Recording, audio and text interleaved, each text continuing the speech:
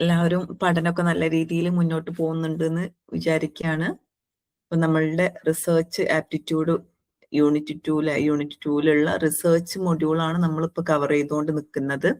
അപ്പൊ അതിന്റെ ഏറ്റവും അവസാനത്തെ ഒരു ടോപ്പിക് റിസർച്ച് ഇൻ റിസർച്ചിലെ എത്തിക്സ് എന്ന് പറയുന്ന ടോപ്പിക്കാണ് ഇന്ന് നമ്മൾ കവർ ചെയ്യാൻ ഉദ്ദേശിക്കുന്നത്. അപ്പൊ ഇതുവരെയുള്ള ടോപ്പിക്കുകൾ നിങ്ങൾ ക്ലാസ്സുകൾ കേട്ടിട്ടുണ്ടാകും എന്നുള്ളത് വിശ്വസിക്കുകയാണ്.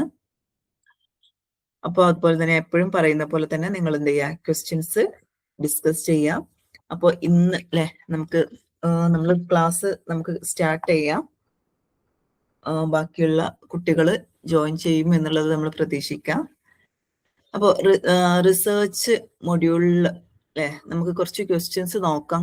ക്വസ്റ്റ്യൻസ് നോക്കിയതിന് ശേഷം നമുക്ക് എന്ത് ചെയ്യാം, ആ ഒരു ടോപ്പിക്കിലേക്ക് കടക്കാം. ഞാൻ പറഞ്ഞു എത്തിക്സ് എന്ന് പറഞ്ഞിട്ടുള്ള ഒരു ടോപ്പിക്ക് മാത്രമാണ് നിങ്ങൾക്ക് എന്ത് ചെയ്യാനുള്ളത് ഇനി ഈ ഒരു റിസർച്ച് മൊഡ്യൂളിൽ കവർ ചെയ്യാനുള്ളത്. റിസർച്ച് ഇൻ എത്തിക്സ് എന്ന് പറയുന്ന ടോപ്പിക്ക് എന്താണ്, കുറച്ചും കൂടെ സിമ്പിൾ ആയിട്ടുള്ള, നിങ്ങൾക്ക് പെട്ടെന്നൊരു അതിൻ്റെ ഒരു ബേസിക് ആയിട്ടുള്ള ഒരു ആശയം കിട്ടിയാൽ തന്നെ നിങ്ങൾക്ക് ആൻസർ ചെയ്യാൻ പറ്റുന്ന ഒരു സിമ്പിൾ ആയിട്ടുള്ള ഒരു ടോപ്പിക്കാണ്. ഓക്കെ, അപ്പോൾ നമുക്ക് കുറച്ച് ക്വസ്റ്റ്യൻസ് നോക്കാം. What is A questionnaire? എന്താണ് ക്വസ്റ്റ്യനെയർ എന്ന് പറഞ്ഞാൽ, ഇത് എത്തിക്സിലുള്ള ക്വസ്റ്റ്യൻ അല്ല, എന്നാൽ പോലും നമ്മൾ ഇത് പ്രീവിയസ് ക്ലാസ്സിൽ നമ്മൾ എന്ത് ചെയ്തിട്ടുണ്ട്, ഡിസ്കസ് ചെയ്തിട്ടുള്ള ടോപ്പിക്കാണ്. അപ്പൊ നിങ്ങൾ എന്ത് ചെയ്യുക, നിങ്ങൾക്ക് അറിയുന്ന ആൻസറും ഒക്കെ നിങ്ങൾ എന്ത് ചെയ്യുക, ചാറ്റിൽ അറിയിക്കുക. പിന്നെ നിങ്ങൾക്ക് അറിയാം എക്സാം എന്ന് പറയുമ്പോൾ ഇപ്പോൾ നിങ്ങൾ ഒരുപാട് സമയം ഉള്ളതായിട്ട് നിങ്ങൾക്ക് തോന്നിയെങ്കിലും ഇപ്പൊ അടുത്ത് തന്നെ എന്താവും എക്സാമിലേക്ക് എത്തും. ഒരുപാട് മൊഡ്യൂൾസും നിങ്ങൾക്ക് എന്ത് ചെയ്യാനുണ്ട്, കവർ ചെയ്യാനുണ്ട്. ഒരുപാട് ക്വസ്റ്റ്യൻസ് കവർ ചെയ്യാനുണ്ട്. അപ്പൊ നിങ്ങൾ ആ ഒരു ദിവസം എടുക്കുന്നത്, ഏത് ക്ലാസ് ആണെങ്കിലും ആ ഒരു ദിവസം എടുക്കുന്നത് അന്നാണ് തന്നെ പഠിച്ചിട്ട് പോകാൻ വേണ്ടിയിട്ട് ശ്രദ്ധിക്കുക. നാളെ ഒരു ദിവസത്തേക്ക് മാറ്റി വെക്കുന്ന സമയത്ത് നമുക്ക് അവസാനം എല്ലാം കൂടെ പഠിച്ചെടുക്കുക എന്ന് പറയുന്നത് ഭയങ്കര ബേർഡൻ ആയിട്ട് വരാനുള്ള സാധ്യതയുണ്ട്. അപ്പം നിങ്ങൾക്ക് പറ്റുന്ന സിമ്പിൾ ആയിട്ടുള്ള അത്രയും കാര്യങ്ങൾ നിങ്ങൾ എന്ത് ചെയ്യുക, കവർ ചെയ്തിട്ട് പോവാം. സിലബസിൽ തന്നെ നിങ്ങൾ കവർ ചെയ്തിട്ടുള്ള പോർഷൻസ് മാർക്ക് ചെയ്തിട്ട് പോവാം. അങ്ങനെ ആവുമ്പോൾ നിങ്ങൾക്ക് ഇനി എത്രത്തോളം പഠിക്കാനുണ്ട്, ഇപ്പൊ എത്രത്തോളം നിങ്ങൾക്ക് ഐഡിയ ഉണ്ട് എന്നുള്ള കാര്യമൊക്കെ നിങ്ങൾക്ക് തന്നെ നിങ്ങൾ അനലൈസ് ചെയ്യാൻ വേണ്ടിയിട്ട് സാധിക്കും. അപ്പം സിലബസ് കയ്യിൽ വെച്ചുകൊണ്ട് തന്നെ നിങ്ങൾ എന്ത് ചെയ്യുക, ഓരോ ടോപ്പിക്കും കവർ ചെയ്ത് പോവാൻ വേണ്ടി ശ്രദ്ധിക്കുക. ഓക്കെ, അപ്പം ക്വസ്റ്റ്യൻ എന്താണ്, വാട്ട് ഈസ് എ ക്വസ്റ്റ്യനെയർ അല്ലെ? എന്താണ് ക്വസ്റ്റ്യനെയർ എന്ന് പറഞ്ഞു കഴിഞ്ഞാൽ ഇവിടെ 4 ഓപ്ഷൻസ് ആണ് തന്നിട്ടുള്ളത്. It's A data analysis instrument, it's A data collection instrument, it's A data comparing instrument, it's the analysis and result finding instrument. Questionnaire എന്ന് പറയുന്നത് ഡാറ്റ അനാലിസിസ് ആണോ, ഡാറ്റ കളക്ഷൻ ആണോ, ഡാറ്റ കമ്പയറിംഗിനാണോ, പിന്നെ it's A analysis and result finding instrument ആണോ, ഏത് type of instrument ആണ് questionnaire? ഇപ്പൊ questionnaire ഒരു ടൂൾ ആണ് എന്നുള്ളത് നമ്മൾ എന്ത് ചെയ്തിട്ടുണ്ടായിരുന്നു, കഴിഞ്ഞ ക്ലാസ്സിൽ പറഞ്ഞിട്ടുണ്ടായിരുന്നു. മെത്തേഡും ടൂളും, റിസർച്ചിന്റെ മെത്തേഡും ടൂൾസും ഒക്കെ പഠിച്ച സമയത്ത് ക്വസ്റ്റ്യനെയർ ഡിസ്കസ് ചെയ്തിട്ടുണ്ടായിരുന്നു അല്ലെ? എന്തിനാണ് നമ്മൾ സാധാരണ ക്വസ്റ്റ്യനെയർ യൂസ് ചെയ്യുക? എന്തിനായിരിക്കും? ഇതിപ്പോ നിങ്ങൾ പഠിച്ചാലും ഇല്ലെങ്കിലും ഓപ്ഷൻ ബി ഓക്കെ അല്ലെ, കറക്റ്റ് ആണ് അല്ലെ. ഡാറ്റ കളക്ഷനും വേണ്ടിയിട്ടാണ് നമ്മൾ എന്ത് ചെയ്യുന്നത്, ക്വസ്റ്റ്യനെയർ ഉപയോഗിക്കുന്നത്. ഈ ഷെഡ്യൂൾ എന്ന് പറഞ്ഞു കഴിഞ്ഞാലും ക്വസ്റ്റ്യനെയറിന്റെ വേറൊരു ടൈപ്പ് ഓഫ് എന്താണ്, അതായത് ക്വസ്റ്റ്യനെയർ ആണെന്നുണ്ടെങ്കിൽ നമ്മൾ സാധാരണ ക്വസ്റ്റ്യനെയർ നമ്മൾ അവർക്ക് കൊടുത്തിട്ട് അവരെ കൊണ്ട് ഫില്ല് ചെയ്യിപ്പിക്കുന്നതാണ്. എന്നാൽ ഷെഡ്യൂൾ എന്ന് പറഞ്ഞു കഴിഞ്ഞാൽ എന്താണ്, സ്വയം നമ്മൾ എന്ത് ചെയ്യുക, ചോദിച്ചിട്ട് ഫില്ല് ചെയ്യുന്നതാണ് ഷെഡ്യൂൾ എന്ന് പറയുന്നത്. അപ്പം അത് രണ്ടും എന്താണ്, ഡാറ്റ കളക്ഷന് വേണ്ടിയിട്ട് ഉപയോഗിക്കുന്നതാണ് കേട്ടോ. ഓക്കെ, അടുത്ത question, which of the following statement most appropriately explain research ethics? അപ്പം ഇതൊക്കെ 2025 ചോദിച്ചിട്ടുള്ള ക്വസ്റ്റ്യൻ ആണ് കേട്ടോ. 2025 ചോദിച്ചിട്ടുള്ള ക്വസ്റ്റ്യൻ തന്നെയാണ്. ജൂണിൽ ഉള്ള എക്സാമിലുള്ള ക്വസ്റ്റ്യൻസ് ആണ് കേട്ടോ ഇതൊക്കെ. ഇതില് റിസർച്ച് എത്തിക്സുമായിട്ട് ഇവിടെ 4 സ്റ്റേറ്റ്മെന്റ് കൊടുത്തിട്ടുണ്ട്. ഈ 4 സ്റ്റേറ്റ്മെന്റിൽ ഏതൊക്കെയാണ് റിസർച്ച് എത്തിക്സുമായിട്ട് കൂടുതൽ കണക്ട് ചെയ്ത് നിൽക്കുന്നത് എന്നുള്ളതാണ് ക്വസ്റ്റ്യൻ. അപ്പൊ ഒന്നാമത്തെ സ്റ്റേറ്റ്മെന്റ് നോക്കിക്കേ, it's a state how to write a research report flawlessly അല്ലെ. ഇറ്റ്സ് എ സ്റ്റേറ്റ്, അപ്പൊ 4 സ്റ്റേറ്റ്മെന്റ് ആണ് തന്നിട്ടുള്ളത്. നാല് സ്റ്റേറ്റ്മെന്റ് അല്ലെ. അപ്പൊ ഒന്നാമത്തെ സ്റ്റേറ്റ്മെന്റ് എന്താണ്, it state how to write a research report flawlessly അല്ലെ. അതായത് ഇവിടെ എന്താണ്, നമ്മൾ ഒരു റിസർച്ചിന്റെ റിപ്പോർട്ട് ഒരു തെറ്റൊന്നും കൂടാതെ എഴുതുക എന്നുള്ളത്, എങ്ങനെയാണോ എഴുതുക എന്നുള്ളതാണ് ഒന്നാമത്തെ സ്റ്റേറ്റ്മെന്റ്. രണ്ടാമത്തെ statement, it give the methodology of research within A social norms. ഇല്ലേ, അതെന്താണ് നമ്മളുടെ റിസർച്ചിന്റെ മെത്തഡോളജി സോഷ്യൽ നോംസിലൊക്കെ വെച്ചിട്ട് തന്നെ കിട്ടുക. അതായത് സോഷ്യൽ നോംസ് ഒക്കെ കൺസിഡർ ചെയ്തിട്ട്, റൂൾസും നോംസും ഒക്കെ കൺസിഡർ ചെയ്തിട്ട് കിട്ടുക എന്നുള്ളതാണ്. സി എന്താണ്, it's provide A common set of does and doesn't of conducting ethical research. ഒരു റിസർച്ച് കണ്ടക്ട് ചെയ്യുന്ന സമയത്ത്, ഒരു എത്തിക്കൽ റിസർച്ച് കണ്ടക്ട് ചെയ്യുന്ന സമയത്ത് അവിടെ ആവശ്യമായിട്ടുള്ള എന്തൊക്കെ ചെയ്യാം, എന്തൊക്കെ ചെയ്യാൻ പറ്റൂല എന്നുള്ള കാര്യങ്ങളാണ് ഉള്ളതെന്നാണ് പറയുന്നത്. ആൻഡ് സ്റ്റേറ്റ്മെന്റ് ഡി എന്താണ്, it protect the right and welfare of research participants. അല്ലെ, റിസർച്ചിൽ പാർട്ടിസിപ്പേറ്റ് ചെയ്യുന്ന ആളുകളുടെ അവരുടെ റൈറ്റും അവരുടെ വെൽഫെയറും കാര്യങ്ങളൊക്കെ അത് എന്ത് ചെയ്യുന്നുണ്ട്, പ്രൊട്ടക്ട് ചെയ്യുന്നുണ്ട്. എന്ത്, റിസർച്ച് എത്തിക്സ് എന്നുള്ളതാണ് പറഞ്ഞിട്ടുള്ളത്. അപ്പൊ ഇതിൽ ഏതൊക്കെയാണ് ശരി എന്നുള്ളത് നോക്കാം. ഏതൊക്കെയായിരിക്കും ശരി? എന്താണ്, ഏതൊക്കെയാ ഓപ്ഷൻസ് എന്തായിരിക്കും? ഓപ്ഷൻ എ ആണെന്ന് പറയുന്നുണ്ട് അല്ലെ, സി ആൻഡ് ഡിയിലെ. അതായത് ഇതെന്ത് ചെയ്യുന്നുണ്ട്, നമ്മളുടെ ഒരു റിസർച്ച് നടത്തുന്ന സമയത്ത് അവിടെ എന്തൊക്കെ കാര്യങ്ങൾ നടത്താൻ പറ്റും, എന്തൊക്കെ കാര്യങ്ങൾ നടത്താൻ പറ്റൂല എന്നുള്ള കാര്യങ്ങളൊക്കെ ഇത് തരുന്നുണ്ട്. അതുപോലെ തന്നെ പാർട്ടിസിപ്പൻസിന്റെ വെൽഫെയറും റൈറ്റും ഒക്കെ ഇത് പ്രൊട്ടക്ട് ചെയ്യുന്നുണ്ട് അല്ലെ. ഇനി നമുക്ക് എന്ത് ചെയ്യാം, റിസർച്ച് എത്തിക്സ് എന്താണ് എന്നുള്ളത് ഞാൻ പറഞ്ഞ പോലെ തന്നെ സിമ്പിൾ ആയിട്ടുള്ള ടോപ്പിക് ആണ്. ജസ്റ്റ് ഒന്ന് നിങ്ങളിപ്പോ കേട്ട് കഴിഞ്ഞ് അതിന്റെ ഒരു എന്താണ് എന്നുള്ളത് ഒരു ഓവറോൾ മനസ്സിലാക്കിയാൽ തന്നെ നിങ്ങൾക്ക് എന്ത് ചെയ്യാൻ പറ്റും, ക്വസ്റ്റ്യൻസ് കണ്ടു കഴിഞ്ഞാൽ ആൻസർ ചെയ്യാൻ പറ്റുന്ന ഒരു ടോപ്പിക് ആണ്. ഇതിൽ ശ്രദ്ധിക്കേണ്ട ഒരു കാര്യം എന്താന്ന് വെച്ച് കഴിഞ്ഞാൽ, ക്വസ്റ്റ്യൻസ് സിമ്പിൾ ആയിരിക്കും, ആൻസറിലേക്ക് വരുന്ന സമയത്ത് ചിലപ്പോ അതെന്താവും, കുറച്ചൊരു കൺഫ്യൂസിങ് ആയിട്ട് നിങ്ങൾക്ക് തോന്നും. അപ്പൊ ഈ ഒരു എത്തിക്സിന്റെ ഭാഗത്തു നിന്നൊക്കെ വരുന്ന സമയത്ത് ഏത് ക്വസ്റ്റ്യൻ ആണെന്നുണ്ടെങ്കിലും എന്ത് ചെയ്യാ, ഒരു 3 വട്ടമെങ്കിലും ആൻസർ വായിക്കാൻ വേണ്ടിയിട്ട്, ക്വസ്റ്റ്യൻസ് ഒരു ഐഡിയ കിട്ടി കഴിഞ്ഞാൽ ഒരു 3 വട്ടം ആൻസർ വായിക്കാൻ വേണ്ടിയിട്ട് നിങ്ങൾ ശ്രദ്ധിക്കുക എന്നുള്ളതാണ്. കാരണം ചിലപ്പം ചില സ്റ്റേറ്റ്മെന്റ് ടൈപ്പ് ആണെന്നുണ്ടെങ്കിൽ നിങ്ങൾക്ക് എന്ത് ചെയ്യാൻ വരും, ഒരു കൺഫ്യൂഷൻ വരാനുള്ള സാധ്യത ഉണ്ടാകും. ഓക്കെ, അപ്പോ റിസർച്ച് ഇൻ എത്തിക്സ് അല്ലെ. Ethic in research serve as a guiding principle that dictate how to researchers should conduct their studies and interact with the participants, colleagues and society.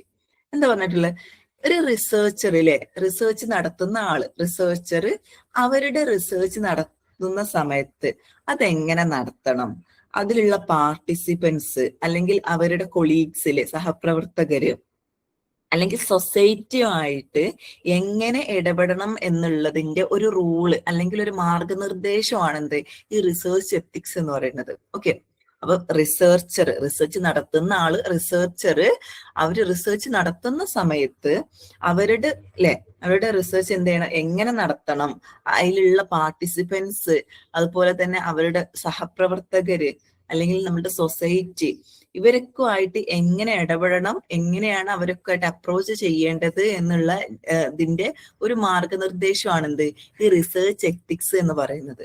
അപ്പം ഇപ്പൊ ഏതൊരു ജോബ് എടുത്തു കഴിഞ്ഞാലും ഏതൊരു പ്രൊഫഷൻ ഒക്കെ എടുത്തു കഴിഞ്ഞാലും അതിൻ്റെതായിട്ടുള്ള ഒരു എത്തിക്സ് ഉണ്ട്. ഇപ്പൊ നമ്മൾ സാധാരണ തന്നെ പറയാറുണ്ട് അല്ലെ, നമ്മൾ എത്തിക്സ് വിട്ട് കളിക്കരുത് എന്നൊക്കെ പറയും അല്ലെ. അതായത് ഇപ്പൊ ഒരു ഡോക്ടർ ആണെങ്കിൽ ആ ഡോക്ടർക്ക് ഡോക്ടറുടേതായിട്ടുള്ള എത്തിക്സ് ഉണ്ടാവും, ഒരു ടീച്ചർ ആണെന്നുണ്ടെങ്കിൽ ടീച്ചർക്ക് അവരുടേതായിട്ടുള്ള ഒരു എത്തിക്സ് കീപ്പ് ചെയ്യേണ്ടി വരും ഏതൊരു പ്രൊഫഷനിൽ നിൽക്കുമ്പോഴാണെങ്കിലും.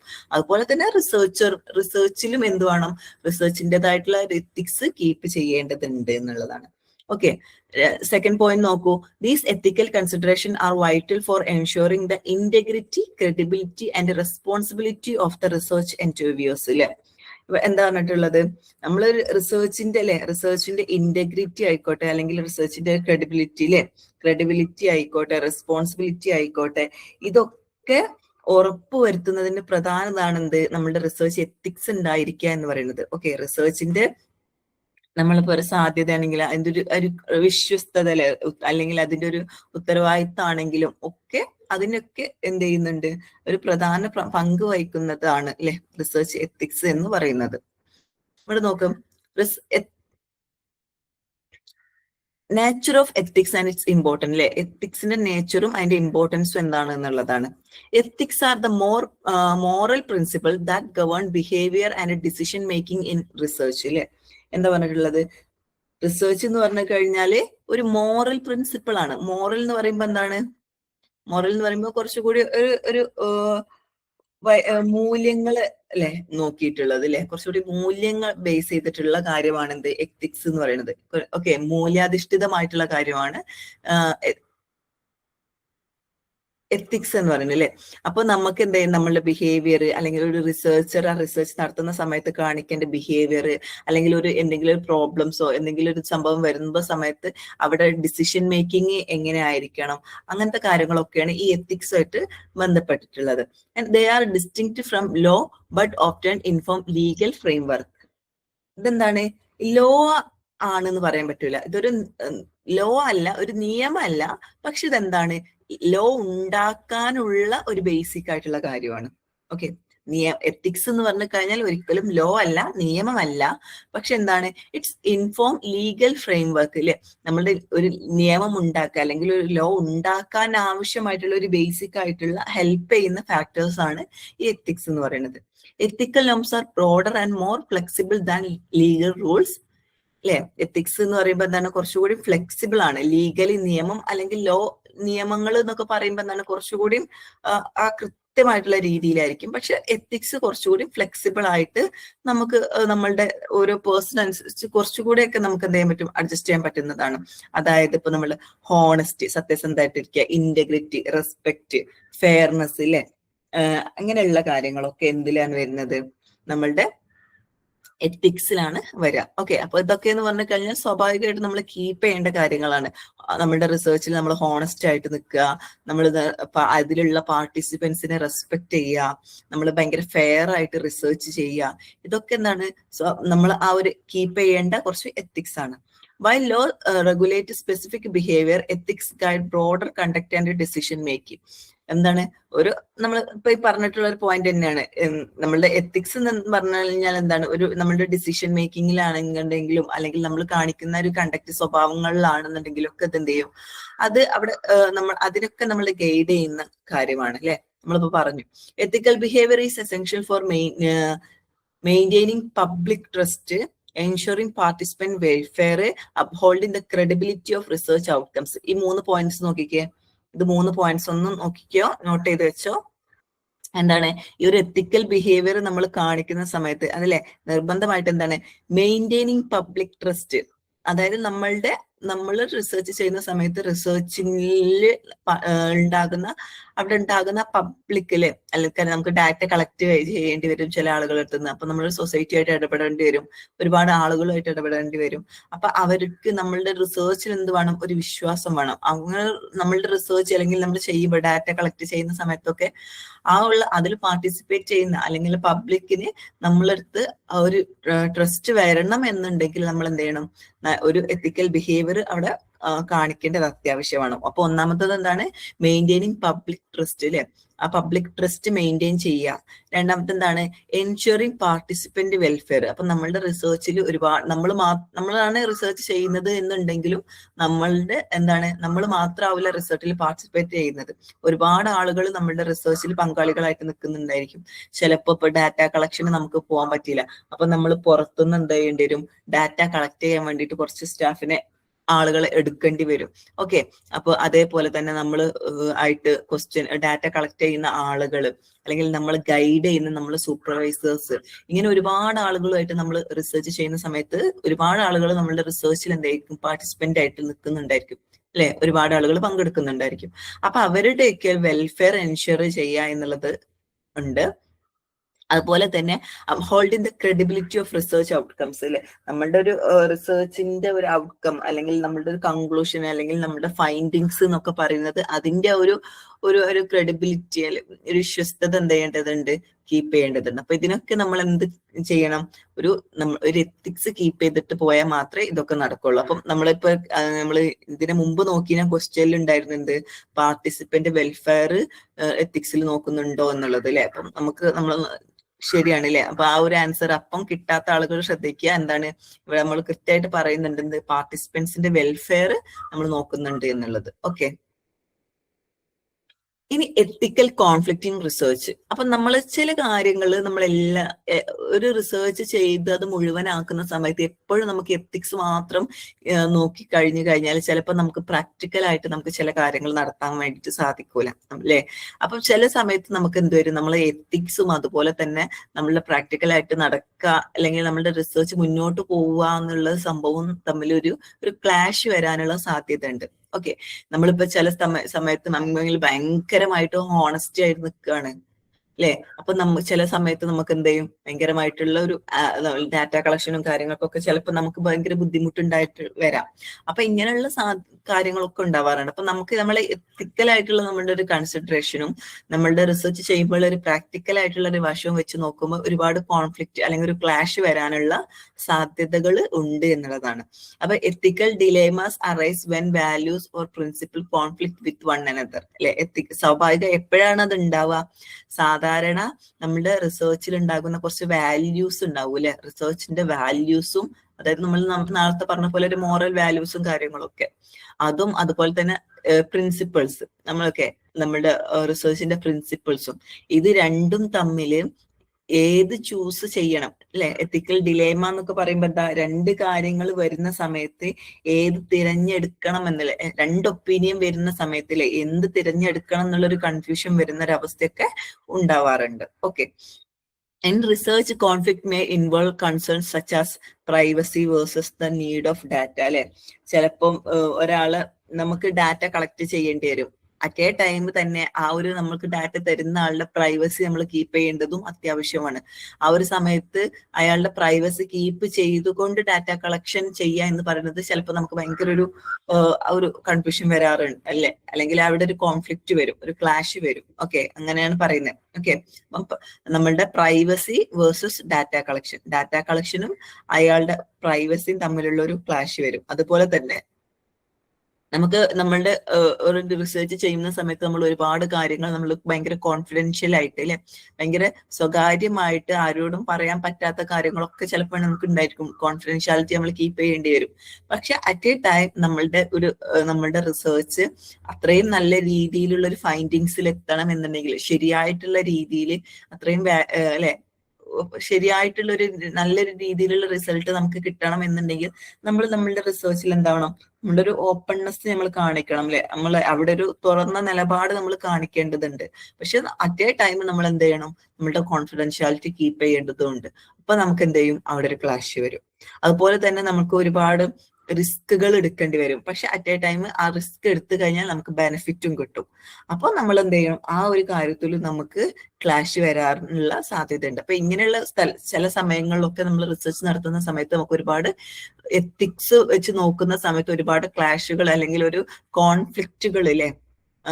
കോൺഫ്ലിക്റ്റുകൾ വരാനുള്ള ഒരു സാധ്യതകൾ ഉണ്ട്. അപ്പൊ ഇങ്ങനെ രണ്ട് സിറ്റുവേഷൻ വരുമ്പോൾ ഏതതിൽ ചൂസ് ചെയ്യണം എന്നുള്ളതൊക്കെ നമുക്ക് ഭയങ്കരമായിട്ടുള്ള കൺഫ്യൂഷൻസ് റിസർച്ച് ചെയ്യുന്ന സമയത്ത് വരും എന്നുള്ളതാണ്. Okay, researchers must navigate these conflict while striving to minimise harm and maximise the quality of research outcomes അല്ലെ. എത്രത്തോളം ആ ഒരു പ്രശ്നം നല്ല രീതിയിൽ പരിഹരിക്കാൻ പറ്റുന്ന അത്രത്തോളം നമ്മളുടെ ഒരു റിസർച്ചിന്റെ ക്വാളിറ്റി എന്ന് പറയുന്നത് നമുക്ക് എന്ത് ചെയ്യാൻ പറ്റും, ഇംപ്രൂവ് ചെയ്ത് കൊണ്ടുവരാൻ പറ്റും എന്നുള്ളതാണ്. And resolving ethical conflict require careful consideration of the ethical principles at stake and the potential consequence of research actions.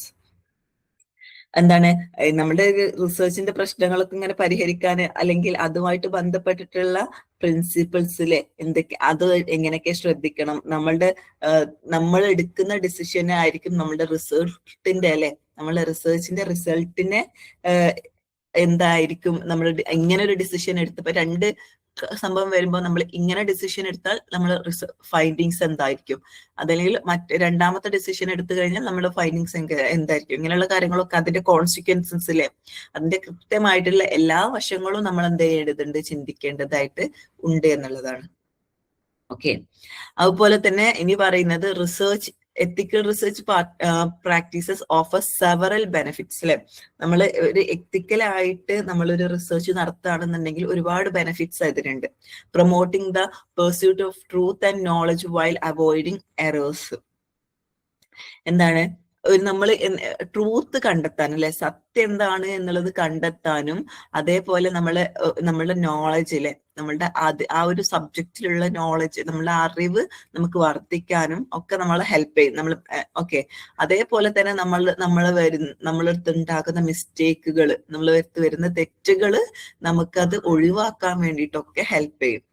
And fostering collaborative values like trust, accountability, fairness among researchers അല്ലെ. അതുപോലെ തന്നെ നമ്മളുടെ റിസർച്ചിൽ നമ്മൾ നടത്തേണ്ട ട്രസ്റ്റ് അല്ലെ, ആ ഒരു വിശ്വസ്തത, അല്ലെങ്കിൽ നമ്മളെ ആ ഒരു ഉത്തരവാദിത്തം, അതല്ലേ എന്നുണ്ടെങ്കിൽ ആ ഒരു ഫെയർനെസ്സിൽ ഒരു നീതിപൂർണമായിട്ടുള്ള അല്ലെ, ഒരു ഫെയർനെസ് പോലുള്ള അങ്ങനെയുള്ള ഈ വാല്യൂസ് അല്ലെങ്കിൽ മൂല്യങ്ങളൊക്കെ എന്ത് ചെയ്യാം, നമ്മളടുത്ത് വളർത്താൻ വേണ്ടിയിട്ട് ഹെൽപ്പ് ചെയ്യും എന്നുള്ളതാണ്. And holding researchers accountable to public and ensuring transparency in research process. എന്താണ് ആ ഒരു നമ്മള് റിസർച്ചേഴ്സ് ആ ഒരു റിസർച്ച് ചെയ്യുന്ന സമയത്ത് അവിടെ അടുത്തുണ്ടാകുന്ന പബ്ലിക്, നമ്മൾ നേരത്തെ പറഞ്ഞിട്ടുണ്ടായിരുന്നു, നമ്മൾ റിസർച്ചിൽ ഒരുപാട് ആളുകൾ പാർട്ടിസിപ്പേറ്റ് ചെയ്യുന്നുണ്ടായിരിക്കും. നമ്മൾ ഒരുപാട് ആളുകളുമായിട്ട് റിസർച്ച് ചെയ്യുന്ന സമയത്ത് ഇടപഴകേണ്ടതായിട്ട് വരും. അപ്പൊ നമ്മൾ കാണുന്ന ആ പബ്ലിക് അതിന്റെ അടുത്ത് നമ്മൾ ഭയങ്കര ട്രസ്റ്റബിൾ ആയിട്ട് അല്ലെങ്കിൽ ഒരു സത്യസന്ധത ആയിട്ട് നമ്മൾ നിൽക്കേണ്ടതായിട്ടുണ്ട്. അതുപോലെ തന്നെ നമ്മൾ റിസർച്ച് നടത്തുന്ന സമയത്ത് ഭയങ്കര ട്രാൻസ്പെറൻസി നമ്മൾ കീപ്പ് ചെയ്യണം. നമ്മുടെ റിസർച്ച് എപ്പോഴും ഭയങ്കര റിജിഡ് ആവാതെ എപ്പോഴും കുറച്ചുകൂടി ട്രാൻസ്പാരന്റ് ആയിട്ടുള്ള റിസർച്ച് ആയിട്ട് മാറണം. അതുപോലെ തന്നെ building A public support and trust which encourage voluntary participation in research studies. നമ്മൾ നേരത്തെ പറഞ്ഞ പോലെ തന്നെ നമ്മൾ പബ്ലിക്കിന്റെ അടുത്ത് നിന്നുള്ള ട്രസ്റ്റും അതുപോലെ തന്നെ അവരുടെ സപ്പോർട്ടൊക്കെ ഉണ്ടെങ്കിൽ മാത്രമേ നമ്മൾ റിസർച്ച് നല്ല രീതിയിൽ മുന്നോട്ട് കൊണ്ടുപോകാൻ വേണ്ടിയിട്ട് ഹെൽപ്പ് ചെയ്യുള്ളൂ. ഓക്കെ, ഇനി പറയുന്നത് എന്താന്ന് വെച്ച് കഴിഞ്ഞാല് major approaches to research ethics. അപ്പൊ ഇതുവരെ നമ്മൾ പറഞ്ഞിട്ടുള്ളത് എന്താണ് എത്തിക്സ്, എന്താണ് എത്തിക്സ് റിസർച്ചറും തമ്മിലുള്ള ഒരു ബന്ധം, എന്തൊക്കെയാണ് എത്തിക്സ് കീപ്പ് ചെയ്താലുള്ള ഗുണം എന്നുള്ള രീതിയിലാണ്, അതിന്റെ ഇമ്പോർട്ടൻസ് എന്തൊക്കെയാണ് എന്നുള്ളതാണ് നമ്മൾ പറഞ്ഞിട്ടുള്ളത്. ഇനി റിസർച്ചിന്റെ എത്തിക്സ് എടുത്ത് നോക്കിക്കഴിഞ്ഞാൽ അതിൽ കുറച്ച് അപ്രോച്ചുകൾ ഉണ്ട്, പല രീതിയിലുള്ള കുറച്ച് അപ്രോച്ചുകൾ നമ്മൾ നോക്കേണ്ടതായിട്ടുണ്ട്. അപ്പൊ അതിലുള്ള ഒന്നാമത്തെ അപ്രോച്ചാണ് എന്ത്, ഡിയോണ്ടോളജിക്കൽ അപ്രോച്ച് അല്ലെ. ഡിയോണ്ടോളജിക്കൽ അപ്രോച്ച് പേര് കേട്ടിട്ട് നിങ്ങൾ പേടിക്കേണ്ട, ജസ്റ്റ് സിമ്പിൾ ആയിട്ടുള്ള കൺസെപ്റ്റ് ആണ്. അപ്പൊ നിങ്ങൾ ഭയങ്കരമായിട്ട് അതിനെ പറ്റിയിട്ട് ബോധേഡ് ആവണ്ട. പക്ഷെ നിങ്ങൾ എന്ത് ചെയ്യുക, പേര് ആലോചിച്ചിട്ട് അതിന്റെ കൺസെപ്റ്റ് എന്താന്ന് മാത്രം ഒന്ന് ഓർത്തേക്കുക, അങ്ങനെ ഓർത്തുവെച്ചാൽ മതി. ഇപ്പൊ ഡിയോണ്ടോളജിക്കൽ അപ്രോച്ച് എന്ന് പറഞ്ഞിട്ട് അതിന്റെ നേരെ ജസ്റ്റ് അതിന്റെ കൺസെപ്റ്റ് എന്താണ് എന്നുള്ളത് മാത്രം ഓർത്തു വെച്ചാൽ മാത്രം മതി. ഓക്കെ, അപ്പൊ എന്താ ഡിയോണ്ടോളജിക്കൽ അപ്രോച്ച് എന്ന് പറയുമ്പോൾ, this approach is emphasise adhering the universal ethical principles or കോഡ്സിലെ. അതായത് ഡിയോണ്ടോളജിക്കൽ എന്ന് പറയുമ്പോൾ കുറച്ചും കൂടി ഒരു ലോ ബേസ്ഡ് ആയിട്ടുള്ള അല്ലെങ്കിൽ നിയമാനുഷ്ഠിതമായിട്ടുള്ള കാര്യം എന്നൊക്കെ പറയൂലേ നമ്മള്. ഓക്കെ, അതാണ് ഈ ഡിയോണ്ടോളജിക്കൽ അപ്രോച്ച് എന്ന് പറയുന്നത്. അപ്പൊ ഇങ്ങനെയുള്ള ഈ അപ്രോച്ചിൽ നമ്മളൊരു സ്ഥിരമായിട്ടൊരു പ്രിൻസിപ്പിളോ കോഡോ ഒക്കെ നമ്മൾ എന്ത് ചെയ്യേണ്ടതുണ്ട്, പാലിക്കേണ്ടതായിട്ടുണ്ട്. അപ്പം ഒരു വട്ടം നമ്മള് റിസർച്ച് തുടങ്ങുന്ന സമയത്ത് നമ്മൾ പറയാം ഇന്ന കാര്യം ഞാൻ കീപ്പ് ചെയ്യും എന്നുള്ളത് നമ്മൾ ഉറപ്പിച്ചു കഴിഞ്ഞാൽ ത്രൂ ഔട്ട് ദ റിസർച്ച് നടക്കുന്ന ത്രൂ ഔട്ട് ടൈം നമ്മൾ ആ ഒരു കാര്യം നമ്മൾ കീപ്പ് ചെയ്യണം എന്നുള്ളതാണ്. അതായത് നമ്മൾ ഒരു തീരുമാനം എടുക്കുന്ന സമയത്ത് എന്തെങ്കിലും ഒരു റൂള് വെച്ചിട്ടായിരിക്കല്ലോ അപ്പൊ നമ്മൾ റിസർച്ച് തുടങ്ങുന്ന സമയത്ത് നമ്മളൊരു റൂള് വെച്ചിട്ട് ഒരു തീരുമാനം എടുക്കും. പിന്നെ ആ ഒരു നിയമം ആ ഒരു ത്രൂ ഔട്ട് ദ റിസർച്ച് അല്ലെ, അല്ലെങ്കിൽ ആ ഒരു തീരുമാനം, അങ്ങനെ എടുക്കുന്ന തീരുമാനം ഏത് നിയമം വെച്ചിട്ടാണ് എടുക്കുന്നത് അത് എല്ലാ സമയത്തും നമ്മൾ കീപ്പ് ചെയ്ത് പോകണം എന്നുള്ളതാണ്. വേറൊരു സിറ്റുവേഷൻ വരുമ്പോഴൊന്നും അതെന്ത് ചെയ്യാൻ പറ്റൂല, നമുക്ക് ചേഞ്ച് ചെയ്യാൻ വേണ്ടിയിട്ട് സാധിക്കൂല. ഓക്കെ, അപ്പൊ decisions are guided by absolute rules and standards അല്ലെ. നമ്മൾ എടുക്കുന്ന തീരുമാനങ്ങൾ, നമ്മളുടെ ഡിസിഷൻസ് എന്ന് പറയുമ്പോൾ എപ്പോഴും എന്തെങ്കിലും ഒരു റൂളിന്റെയോ അല്ലെങ്കിൽ ഒരു സ്റ്റാൻഡേർഡിന്റെ ബേസിലായിരിക്കണം. അത് എന്ന് പറഞ്ഞു കഴിഞ്ഞാൽ സിറ്റുവേഷൻസിനനുസരിച്ച് അല്ലെങ്കിൽ എന്തെങ്കിലും ഒരു കോണ്ടെക്സ്റ്റിനനുസരിച്ചിട്ട് നമ്മൾ എന്ത് ചെയ്യാൻ പറ്റൂല, ചേഞ്ചിങ് വരാൻ പറ്റൂല. ഇപ്പൊ ഒരു എക്സാമ്പിൾ പറയുകയാണെങ്കിൽ, ഇപ്പൊ നമ്മള് കള്ളം പറയരുത്, ഇതാണ് നിയമം. ഓക്കെ, റൂൾ എന്താണ്, നമ്മള് കള്ളം പറയാൻ പാടില്ല, റൂൾ അതാണ്. അപ്പൊ നമ്മൾ എന്ത് ചെയ്യരുത്, എന്തിനെ സിറ്റുവേഷൻ വന്നു കഴിഞ്ഞാലും നമ്മൾ പിന്നെ ആ റൂള് വിട്ടിട്ട്, അപ്പൊ കള്ളം പറയാ എന്ന് പറഞ്ഞ റൂള് വിട്ടിട്ട് നമ്മൾ ഒരിക്കലും കള്ളം പറയാൻ വേണ്ടിയിട്ട് പറ്റൂല. ഇത്രേ ഉള്ളൂ ഡിയന്റോളജിക്കൽ അപ്രോച്ച് എന്ന് പറയുന്നത്. അപ്പൊ ജസ്റ്റ് നിങ്ങൾക്ക് വേണമെന്നുണ്ടെങ്കിൽ ജസ്റ്റ് ഇങ്ങനെ ഓർത്തച്ചാൽ മതി. റൂൾസും സ്റ്റാൻഡേർഡ്സും ഒക്കെ നമ്മൾ എന്താ ചെയ്യുക, നമ്മളുടെ ഡിസിഷൻ മേക്കിംഗ് എടുക്കുന്ന സമയത്ത് റൂൾസും സ്റ്റാൻഡേർഡ്സും നമ്മൾ എപ്പോഴും കീപ്പ് ചെയ്യേണ്ടതുണ്ട്. ഏതൊരു സിറ്റുവേഷൻ വന്നു കഴിഞ്ഞാലും നമ്മളത് ചേഞ്ച് ചെയ്യാൻ വേണ്ടിയിട്ട് സാധിക്കൂല. അപ്പൊ എക്സാമ്പിൾ ആയിട്ട് എന്ത് ചെയ്യുക, ജസ്റ്റ് നിങ്ങൾക്ക് ഓർത്തെക്കാൻ വേണ്ടിയിട്ട് ഞാൻ പറഞ്ഞിട്ടുള്ള എക്സാമ്പിൾ ഒന്ന് നിങ്ങൾ നോട്ട് ചെയ്ത് വെക്കുക. ഓക്കെ, ഇനി രണ്ടാമത്തെ അപ്രോച്ച് എന്താണ്? എത്തിക്കൽ സ്കെപ്റ്റിസിസം അല്ലെ അപ്രോച്ച് അല്ലെ, സെപ്റ്റിസിസം അപ്രോച്ച് ആണ്, എത്തിക്കൽ സെപ്റ്റിസിസം അപ്രോച്ച് ആണ് വരുന്നത്. ഇതിൽ എന്താണ്? This perspective view ethical standards as relative to cultural and temporal context. എന്താണ്? നമ്മൾ ഒരു എത്തിക്കൽ ആയിട്ടുള്ള വാല്യൂസ് അല്ലെ, മൂല്യങ്ങൾ, ഇതെല്ലാ സ്ഥലത്തും ഒരേപോലെ അല്ല. നമ്മളുടെ കൾച്ചറിനനുസരിച്ചിട്ട് അല്ലെ, അതുപോലെ തന്നെ നമ്മളുടെ വേറെയുള്ള ടൈമിനനുസരിച്ചിട്ടൊക്കെ മാറിക്കൊണ്ടിരിക്കുക. അതായത് നമ്മൾ ഈ ഒരു സ്ഥലത്ത് എടുക്കുന്ന അപ്രോച്ച് ആവൂല, ഒരു സ്ഥലത്ത് എടുക്കുന്ന നമ്മളുടെ വാല്യൂസ് ആവൂല, നമ്മൾ ഒരു സ്ഥലത്ത് നമ്മൾ യൂസ് ചെയ്യുന്ന വാല്യൂ നമുക്ക് എന്ത് ചെയ്യാൻ പറ്റൂല, അതേ വേറൊരു കൾച്ചറിൽ നമുക്ക് അപ്ലൈ ചെയ്യാൻ പറ്റൂല. വേറൊരു ഇപ്പൊ നമ്മള് ഒരു നോർത്തേൺ അല്ലെങ്കിൽ നമ്മളുടെ പുറത്ത് അബ്രോഡ് ഒരു റിസർച്ച് ചെയ്യുമ്പോൾ അവിടുത്തെ കൾച്ചർ വ്യത്യാസമുണ്ട്. പക്ഷെ നമ്മൾ ഇന്ത്യയിൽ അത് ചെയ്യുകയാണെന്നുണ്ടെങ്കിൽ എന്താണ്, ഇന്ത്യയിലെ കൾച്ചർ വ്യത്യാസമുണ്ട്. ഇപ്പോൾ ഇന്ത്യയിൽ അവിടെ പോയിട്ട് നമ്മൾ ഡാറ്റ കളക്ട് ചെയ്യുന്ന പോലെ ഇന്ത്യയിൽ ചിലപ്പോൾ നമുക്ക് പറ്റിക്കൊള്ളണമെന്നില്ല. ഓക്കെ, അല്ലെങ്കിൽ ഇന്ത്യയിൽ ചെയ്യുന്നത് പോലെ പുറത്ത് ചെയ്യാൻ പറ്റിക്കൊള്ളണം എന്നില്ല. അപ്പൊ കൾച്ചറിനനുസരിച്ച് ചില നമ്മളുടെ എത്തിക്സിൽ നമ്മൾ എന്ത് ചെയ്യേണ്ടി വരും, എല്ലാ സ്ഥലത്തും ഒരുപോലെ ആവണമെന്നില്ല, അല്ലെങ്കിൽ സമയത്തിനനുസരിച്ച് കാലഘട്ടത്തിനനുസരിച്ചിട്ട് മാറ്റം വരാം. ഇപ്പൊ കുറച്ചുകൂടി നമ്മൾ ഈ പറഞ്ഞ പോലെ ജെൻസി പിള്ളേരുടെ അടുത്തൊക്കെ നമ്മൾ റിസർച്ച് ഡാറ്റ കളക്ട് ചെയ്യുന്നത് പോലെ ആകൂല നമ്മൾ കുറച്ചുകൂടിയും ഒരു ഓൾഡൻ ജനറേഷൻ 18സിലുള്ള ആളുകളുടെ അടുത്ത് ഡാറ്റ കളക്ട് ചെയ്യും. ടൈം പീരീഡ് മാറുന്നതിനനുസരിച്ച് എന്ത് ചെയ്യും, ആളുകളുടെ മനോഭാവവും കാര്യങ്ങളൊക്കെ മാറ്റം വരാനുള്ള സാധ്യത ഉണ്ട്. അപ്പം ഒരു സ്ഥലത്ത് നമ്മൾ ശരിയാണെന്ന് വിചാരിക്കുന്ന കാര്യങ്ങളിൽ it's acknowledge that ethical judgement may vary across different societies and periods. നമ്മൾ പറഞ്ഞ പോലെ തന്നെ ഒരു സ്ഥലത്ത് ശരിയാണ് എന്ന് വിചാരിക്കുന്ന കാര്യങ്ങൾ ചിലപ്പം വേറൊരു കൾച്ചറിലോ അല്ലെങ്കിൽ വേറൊരു ടൈം പീരീഡിലോ ഒക്കെ എടുത്തു നോക്കിക്കഴിഞ്ഞാൽ അത് ചിലപ്പോൾ തെറ്റാനുള്ള സാധ്യതയുണ്ട്. അപ്പൊ അതാണ് എത്തിക്കല് സെപ്റ്റിസിസം എന്ന് പറയുന്നത്. അപ്പൊ ഡിയന്റോളജിക്കൽ അപ്രോച്ച് പറഞ്ഞു, അതുപോലെ തന്നെ സെപ്റ്റിസിസം പറഞ്ഞു. ഓക്കെ, രണ്ടും ഒന്ന് ഓർത്ത് വെക്കുക. അതിന്റെ അടുത്തത് എന്താണ്? യൂട്ടിലിറ്റേറിയനിസം അപ്രോച്ച് അല്ലെ. യൂട്ടിലിറ്റേറിയനിസം അപ്രോച്ച് എന്ന് പറയുമ്പോൾ എന്താണ്? Evaluate ethical decision based on the balance of risk and benefit അല്ലെ. നമ്മൾക്ക് ചില റിസർച്ച് നടത്തുന്ന സമയത്ത് ഒരുപാട് റിസ്ക് ഉണ്ടാവാനുള്ള സാധ്യത ഉണ്ട്, അതുപോലെ തന്നെ ഒരുപാട് ബെനിഫിറ്റ് ഉണ്ടാവാനുള്ള സാധ്യത ഉണ്ട്. അപ്പൊ നമ്മളൊരു ഡിസിഷൻ എടുക്കുന്ന സമയത്ത്, ഒരു തീരുമാനം എടുക്കുന്ന സമയത്ത് അത് ശരിയാണോ അത് തെറ്റാണോ എന്നത്, അതിന്റെ ബെനിഫിറ്റ് എന്താണ്, അതിന്റെ റിസ്ക് എന്താണെന്നുള്ളത് നമ്മൾ അനലൈസ് ചെയ്ത് നോക്കിയാൽ മാത്രമാണ് നമുക്ക് എന്ത് ചെയ്യാൻ പറ്റുക, മനസ്സിലാക്കാൻ പറ്റുക. If anticipated benefit outweigh the potential risk, then action considered the ethical. ഇപ്പം എന്തായാലും ചില കാര്യങ്ങൾ എടുത്തു നോക്കിക്കഴിഞ്ഞാൽ അതിന് റിസ്ക് ഉണ്ടാവും, ബെനിഫിറ്റ് ഉണ്ടാവും. അപ്പൊ അത് രണ്ടും നമ്മൾ പഠിക്കുക. അപ്പൊ അതിൽ കൂടുതൽ ബെനിഫിറ്റ് ആണെങ്കിൽ നമ്മൾ അതിനനുസരിച്ചിട്ട് പോവുക. കുറച്ച് റിസ്ക് ഉണ്ടെങ്കിലും ചില ആളുകൾക്ക് അത് ദോഷം ചെയ്യുന്നുണ്ട്, പക്ഷെ മെജോറിറ്റി ആളുകൾക്ക് അത് പോസിറ്റീവ് ആയിട്ടുള്ള റിസൾട്ട് ആണ് കിട്ടുന്നത് എന്നുണ്ടെങ്കിൽ നമ്മൾ എന്ത് ചെയ്യുക, അത് നമ്മൾ കണ്ടിന്യൂ ചെയ്യാന്ന് പറഞ്ഞത്.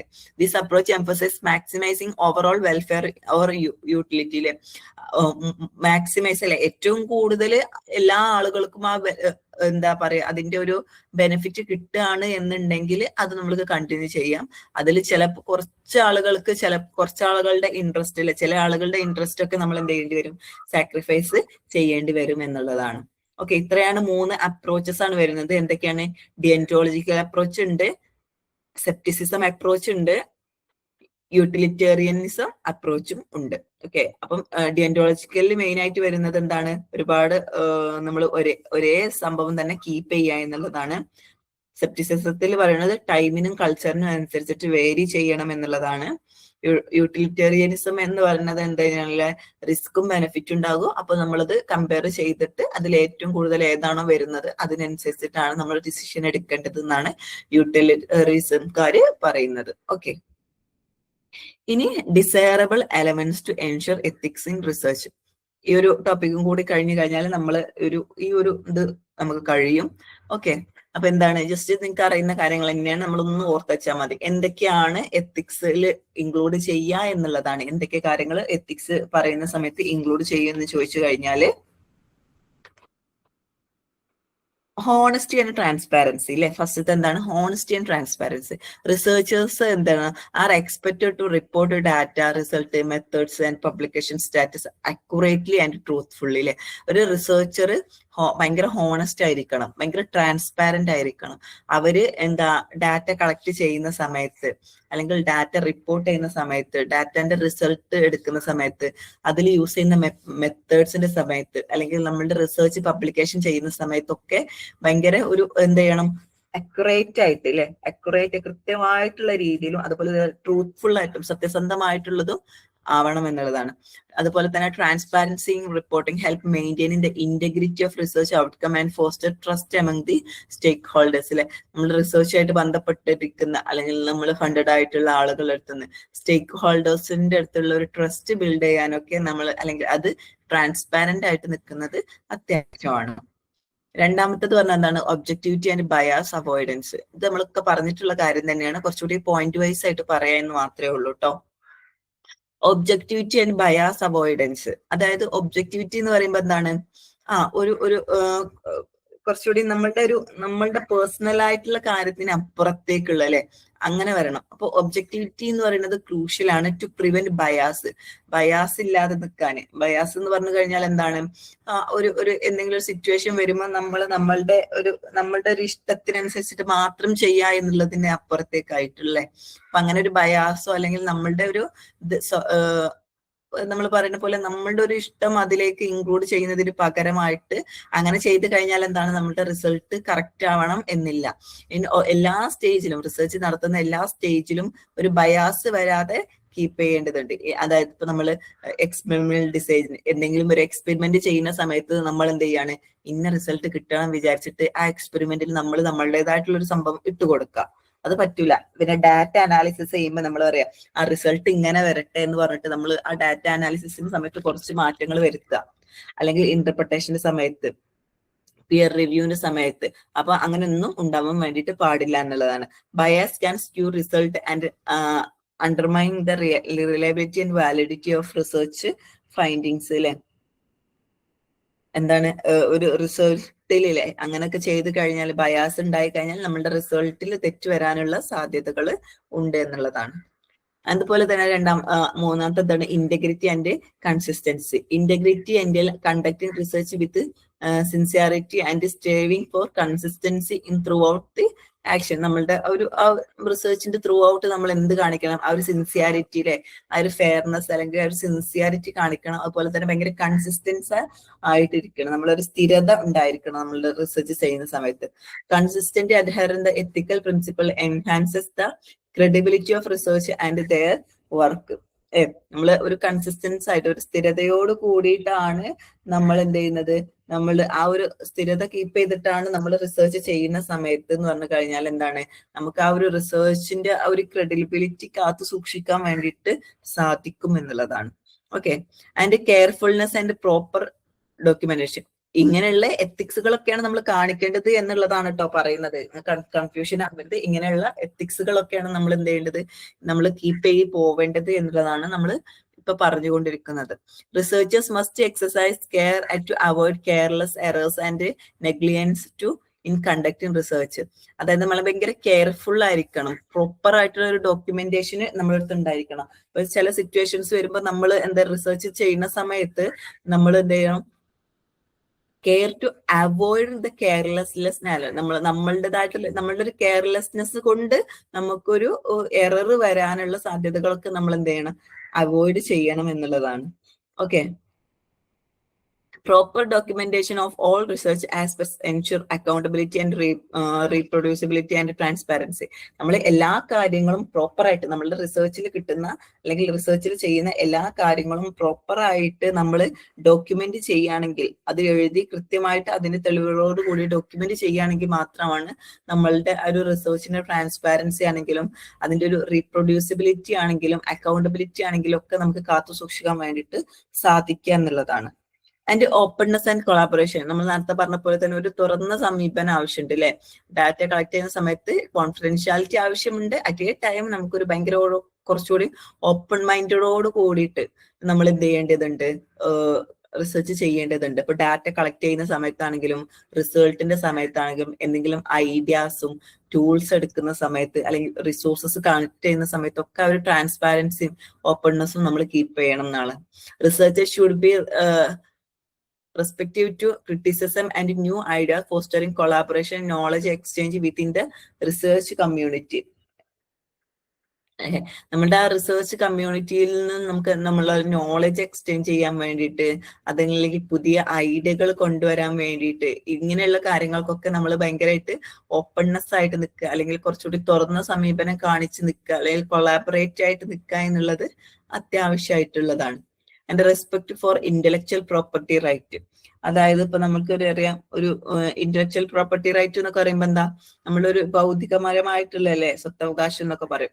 അപ്പം ഇങ്ങനെയുള്ള ഇതൊക്കെ നമ്മൾ എന്ത് ചെയ്യാം, എല്ലാ കാര്യങ്ങളും നമ്മൾ റെസ്പെക്ട് ചെയ്യാം. ഇപ്പൊ ഒരുപാട് അതായത് ഇപ്പൊ നമ്മൾ എന്തെങ്കിലും ഒരു കാര്യങ്ങൾ പാറ്റന്റ് ഉണ്ടായിരിക്കും, അല്ലെങ്കിൽ കോപ്പിറൈറ്റ് ഇഷ്യൂസ് വരാറുണ്ട്, അതർ ഫോംസ് ഓഫ് അല്ലെ വേറെ അങ്ങനെയുള്ള കാര്യങ്ങളൊക്കെ. ഇപ്പൊ നമ്മൾ ഒരു റിസർച്ചർ വേറൊരു റിസർച്ചർ ചെയ്ത് വെച്ചിട്ടുള്ള കാര്യങ്ങൾ നമ്മൾ യൂസ് ചെയ്യണം, നമ്മളുടെ റിസർച്ചിൽ യൂസ് ചെയ്യുകയാണെങ്കിൽ അപ്പൊ അതിന്റെ കോപ്പി റൈറ്റ്സ് വാങ്ങണം, അതുപോലെ തന്നെ അതിന്റെ പാറ്റന്റ് നമ്മൾ വാങ്ങേണ്ടത് ആവശ്യമുണ്ട്. ഇങ്ങനെയുള്ള കാര്യങ്ങളൊക്കെ നമ്മൾ എന്ത് ചെയ്യേണ്ടതുണ്ട്, കൃത്യമായിട്ട് നോക്കണം എന്നുള്ളതാണ്. അതായത് നമ്മൾ എന്തെങ്കിലും ഒരു കാര്യം കളക്ട് ചെയ്യുന്ന സമയത്ത് പെർമിഷൻ എടുക്കുക. അപ്പൊ നമ്മൾ ട്രൈബൽ ഏരിയയിൽ പോയിട്ടാണ് ഡാറ്റ കളക്ട് ചെയ്യുന്നത്, അപ്പൊ ട്രൈബൽ ഡിപ്പാർട്ട്മെന്റിൽ നിന്ന് നമ്മൾ പെർമിഷൻ എടുക്കണം. അതുപോലെ തന്നെ വേറെ എന്തെങ്കിലും ഒരാൾ ചെയ്ത് വെച്ചിട്ടുള്ള ഒരു റിസർച്ചിൽ നമ്മൾ എന്ത് ചെയ്യാണ്, നമ്മൾ അതേ ടോപ്പിക്കിൽ വേറൊരാൾ റിസർച്ച് ചെയ്തിട്ടുണ്ട്, അപ്പൊ അയാളുടെ ഡാറ്റ കാർഡ് എടുക്കുകയാണെന്നുണ്ടെങ്കിൽ നമ്മൾ അറിയാം, നമ്മൾ റിവ്യൂ ഓഫ് ലിറ്ററേച്ചർ ഒക്കെ എഴുതുന്ന സമയത്ത് നമ്മൾ പറഞ്ഞിട്ടുണ്ടായിരുന്നു, നമ്മൾ എത്തിക്സ് കീപ്പ് ചെയ്തുകൊണ്ട്, അതല്ലെങ്കിൽ അവരുടെ ആ ഒരു സംഭവം കോപ്പി അടിക്കുക എന്നുള്ളൊരു സംഭവത്തിന്റെ അപ്പുറത്തേക്കായിട്ട് നമ്മൾ എന്ത് ചെയ്യണം, ആ ഒരു അതിന്റെ കൃത്യമായിട്ടുള്ള കാര്യങ്ങൾ ഫോളോ ചെയ്യേണ്ടതായിട്ട് ഉണ്ട് എന്നുള്ളതാണ്. ഓക്കെ. അതുപോലെ തന്നെ കോൺഫിഡൻഷ്യാലിറ്റി, പ്രൈവസി നമ്മൾ കീപ്പ് ചെയ്യണം. അതായത് നമ്മൾ എന്തെങ്കിലും ഒരു കാര്യം ആരുകളായിട്ട് കമ്മ്യൂണിക്കേറ്റ് ചെയ്യുന്ന സമയത്ത്, അല്ലെങ്കിൽ പേഴ്സണൽ ആയിട്ട് റെക്കോർഡ്സ് കീപ്പ് ചെയ്യുന്ന സമയത്ത്, ആ ഒരു പ്രൈവസി സെൻസിറ്റീവ് ഇഷ്യൂസുകൾ വരുന്ന സമയത്ത് ഇതൊക്കെ നമ്മൾ ആ കോൺഫിഡൻഷ്യാലിറ്റിയും പ്രൈവസി നമ്മൾ എപ്പോഴും കീപ്പ് ചെയ്യേണ്ടതുണ്ട്. അതായത് അത് നമ്മളുടെ ഒരു ട്രസ്റ്റ് അല്ലെ, നമ്മൾക്ക് ഡാറ്റ കിട്ടുന്നതിന്റെ ആ ഒരു ട്രസ്റ്റിനെ അത് ബാധിക്കും എന്നുള്ളതാണ്. അറ്റ് എ ടൈം നമ്മൾ നേരത്തെ പറഞ്ഞ പോലെ ഭയങ്കര ഓപ്പൺനെസ് ആയിട്ട് നിൽക്കണം. അപ്പൊ നമ്മൾ എങ്ങനെ ഡിസിഷൻ എടുക്കും എന്നുള്ളതിലാണ് നമ്മളുടെ ഒരു എത്തിക്കൽ കോൺഫ്ലിക്റ്റ് വരിക എന്നുള്ളതാണ്. And responsible publications practice. Researchers should publish their findings responsibility, aiming to serve the scientific community and society. നമ്മൾ ചെയ്തിട്ടുള്ള ഒരു റിസർച്ച്, നമ്മൾ എന്തിനാണ് റിസർച്ച് ചെയ്യുന്നത്, നമ്മളുടെ സൊസൈറ്റിയിലോ അല്ലെങ്കിൽ ഒരു സയന്റിഫിക് ആയിട്ടുള്ള എന്തെങ്കിലും ഒരു ബെറ്റർ ഒരു സംഭവം അവിടെ കിട്ടാൻ വേണ്ടിയിട്ടാണ്. അപ്പൊ നമ്മൾ അതൊരു നമ്മളുടെ റിസർച്ച് നമ്മൾ പബ്ലിഷ് ചെയ്യുന്ന സമയത്ത്, അല്ലെങ്കിൽ നമുക്ക് അതിൽ കിട്ടിയിട്ടുള്ള ഫൈൻഡിങ്സ് നമ്മൾ പബ്ലിഷ് ചെയ്യുന്ന സമയത്ത് കുറച്ച് റെസ്പോൺസിബിൾ ആയിട്ട് സയന്റിഫിക് അല്ലെ, ടു സെർവ് ദ സയന്റിഫിക് ആയിട്ടായിരിക്കണം നമ്മൾ സൊസൈറ്റി ആയിട്ട് അപ്രോച്ച് ചെയ്യേണ്ടത് എന്നുള്ളതാണ്. And avoiding wasteful duplicating publication practice contribute the integrity and efficiency of scholarly communication. അതായത് വേറൊരാൾ ചെയ്തിട്ടുള്ള ഒരു റിസർച്ച് സെയിം നമ്മൾ ഭയങ്കര പ്ലാഗ്യാനിസം കാണിക്കുകയാണ്, ഒരു കോപ്പി എടുത്തിട്ട് നമ്മൾ അതേ സെയിം ആയിട്ട് ഡ്യൂപ്ലിക്കേറ്റ് ആയിട്ട് നമ്മൾ പബ്ലിക്കേറ്റ് ചെയ്യുകയാണ് എന്നുണ്ടെങ്കിൽ നമ്മളുടെ ആ ഒരു അവിടെ നമ്മൾ ചെയ്യുന്ന ഒരു റിസർച്ചിന് എന്തുണ്ട്, അവിടെ ഒരുപാട് പ്രോബ്ലംസ് വരാനുള്ള സാധ്യത ഉണ്ട്. And ethical mentoring and supervision. അതായത് നമ്മൾ ഒരു റിസർച്ച് ചെയ്യുന്ന സമയത്ത് അല്ലെ, റിസർച്ച് എപ്പോഴും ചെയ്യുന്ന സമയത്ത് supervisors should provide responsible mentoring to research students, guiding them ethically and professionally. അപ്പൊ നമ്മൾ ഒരു റിസർച്ച് ചെയ്യുമ്പോൾ നമ്മൾ സൂപ്പർവൈസർ ചെയ്യാൻ വേണ്ടിയിട്ട് കുറച്ച് ആളുകൾ ഉണ്ടായിരിക്കും, ഇതിനു മുമ്പ് ഇതിൽ പരിചയമുള്ള റിസർച്ച് ചെയ്തിട്ടുള്ള ആളുകൾ ഉണ്ടായിരിക്കും. അപ്പൊ അവര് കൃത്യമായിട്ട് അവരുടെ അണ്ടറിൽ വരുന്ന സ്റ്റുഡൻസിനെ ഗൈഡ് ചെയ്യണം, അതുപോലെ തന്നെ എത്തിക്കലി ആൻഡ് പ്രൊഫഷണലി ആയിട്ട് ഗൈഡ് ചെയ്യണം. Mentors play a crucial role in instilling the ethical values and fostering integrity in next generation of research. പുതിയതായിട്ട് വരുന്ന ജനറേഷനിലുള്ള റിസർച്ചിലുള്ള ആളുകളെ നമ്മൾ കൃത്യമായിട്ട് അവരെന്ത് ചെയ്യേണ്ടതുണ്ട്, ഗൈഡ് ചെയ്യേണ്ടതുണ്ട് എന്നാണ്. റെസ്പെക്ട് ഫോർ കൊളീഗ്സിലെ researchers should be extended fair treatment and respect to their colleagues, promoting a supportive and collaborative research environment. നമ്മളെ പോലെ തന്നെ ഒരുപാട് ആളുകൾ വേറെ റിസർച്ച് ചെയ്യുന്നുണ്ടാകും, അപ്പൊ നമ്മളുടെ കൊളീഗ്സിനെ നമ്മൾ എന്ത് ചെയ്യണം, സപ്പോർട്ട് ചെയ്യണം. എല്ലാവരും കൂടെ കൂടിയിട്ടുള്ള ഒരു ആവശ്യമായിട്ടുള്ള സമയത്ത് അല്ലെ, ഒരു സപ്പോർട്ട് ആവശ്യമായിട്ടുള്ള സമയത്ത് നമ്മൾ എന്ത് ചെയ്യുക, സപ്പോർട്ട് കൊടുത്തിട്ട് ഒരു ഗ്രൂപ്പായിട്ട് തന്നെ വർക്ക് ചെയ്യേണ്ട സമയത്ത് അങ്ങനെയും ചെയ്യേണ്ടതുണ്ട് എന്നുള്ളതാണ്. എല്ലാവരും റെസ്പെക്ട് ചെയ്തുകൊണ്ട് അല്ലെ, ഒരു ടീം വർക്കായിട്ട് പുതിയ ഇന്നോവേഷൻസ് കൊണ്ടുവന്നിട്ട് ഒരു മ്യൂച്വൽ ട്രസ്റ്റില് ഒരു പരസ്പര വിശ്വാസത്തോടെ നമ്മൾ എന്ത് ചെയ്യണം, റിസർച്ച് കണ്ടക്ട് ചെയ്യേണ്ടതുണ്ട് എന്നാണ്. അതുപോലെ തന്നെ നമുക്ക് കുറച്ച് സോഷ്യൽ റെസ്പോൺസിബിലിറ്റീസ് ഉണ്ട്. Researchers have a duty to contribute positively to society and various stakeholders throughout their research endeavours. അല്ലെ, റിസർച്ച് ചെയ്യുന്ന സമയത്ത് റിസർച്ചിന് എന്തുണ്ട്, അവര് സൊസൈറ്റിക്ക് അതൊരു പോസിറ്റീവ് ആയിട്ടുള്ള, ഹാംഫുൾ ആവരുത്. നമ്മളിതിപ്പോ റിസർച്ച് ചെയ്തിട്ട് അതിന്റെ ഫൈൻഡിങ്സ് എന്ന് പറഞ്ഞു കഴിഞ്ഞാൽ ഒരിക്കലും ഹാംഫുൾ ആയിരുന്നു, കുറച്ചുകൂടി പോസിറ്റീവ് ആയിട്ടുള്ള രീതിയിൽ അത് കൊണ്ടുവരാൻ വേണ്ടിയിട്ട് ശ്രദ്ധിക്കണം. അതുപോലെ തന്നെ നമ്മളുടെ ഒരു റെലവെന്റ് ആയിട്ടുള്ള ഒരു ടോപ്പിക് എടുത്തിട്ട് അല്ലെ നമ്മൾ എന്ത് ചെയ്യേണ്ടതുണ്ട്, നമ്മളുടെ ഒരു സൊസൈറ്റിയിൽ റിസർച്ച് നടത്തേണ്ടതുണ്ട്. പിന്നെ അതുപോലെ തന്നെ ഡിസ്ക്രിമിനേഷൻ ഒന്നും പാടില്ല, ഈക്വൽ ആയിട്ട് ട്രീറ്റ് ചെയ്യണം. അപ്പൊ നമ്മളുടെ റിസർച്ച് നടത്തുന്ന സമയത്ത് ഒരുപാട് കൊളീഗ്സ് ഉണ്ടായിരിക്കും അല്ലെ, നമ്മൾ നേരത്തെ പറഞ്ഞ പോലെ ഒരുപാട് കൊളീഗ്സ് ഉണ്ടായിരിക്കും, അതുപോലെ തന്നെ ഒരുപാട് സ്റ്റുഡൻസ് ഉണ്ടായിരിക്കും. അപ്പൊ അവര് പല ബാക്ക്ഗ്രൗണ്ടിൽ നിന്നും പല കാര്യങ്ങളിൽ നിന്നൊക്കെ വരുന്നതായിരിക്കും. അവരൊക്കെ നമ്മൾ ഡിസ്ക്രിമിനേഷൻ കൂടാതെ ഈക്വൽ ആയിട്ടില്ലേ, ഇക്വിറ്റി ബേസ് ചെയ്തിട്ട്, ഈക്വൽ അല്ല ഇക്വിറ്റി ആണ് അല്ലെ, ഇക്വിറ്റി ആണ്. അപ്പൊ അതായത് ഓരോ ആളുകൾക്കും ആവശ്യമുള്ള തരത്തിൽ, ഈക്വലി എന്ന് പറയുമ്പോൾ എന്താ, എല്ലാവർക്കും ഒരേ കാര്യം തുല്യമായിട്ട് കിട്ടുക.